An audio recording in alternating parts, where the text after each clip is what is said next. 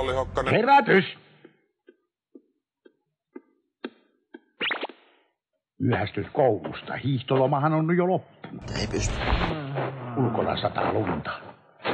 Yllättävän happopitoista, että on ollut lämpimämpää. Pehmoista uutta lunta. Juu.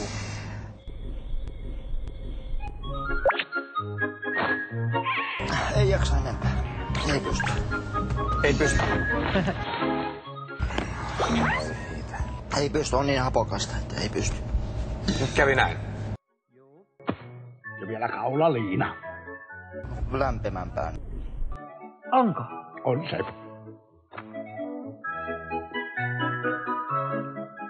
Juu.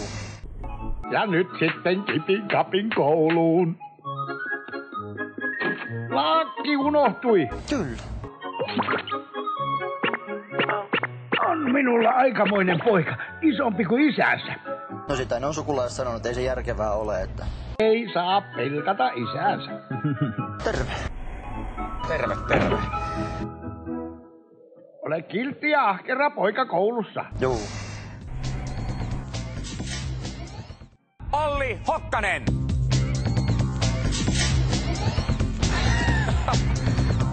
Olli Hokkanen, terve. Terve.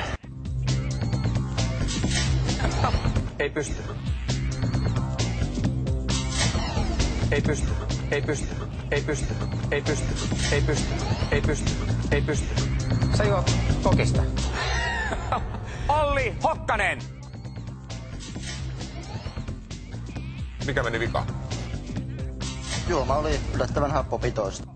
Mutta tuliko sinulle yllätyksenä, että kokis on happopitoista? Ei vaan, kyllä tietysti tämä happopitoisuus tuli yllätyksenä, että kotona se ei näin hapokasta ole. Kokiko se juo kaveri? No silloin kun sitä juo, niin kyllä se 1,5 litraa menee yhdessä illassa, että 3 tunnissakin.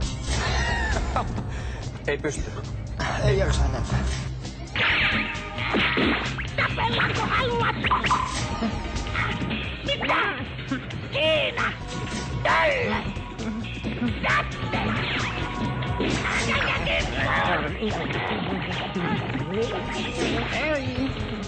Ja tällä kertaa Olli Hokkanen kävi näin.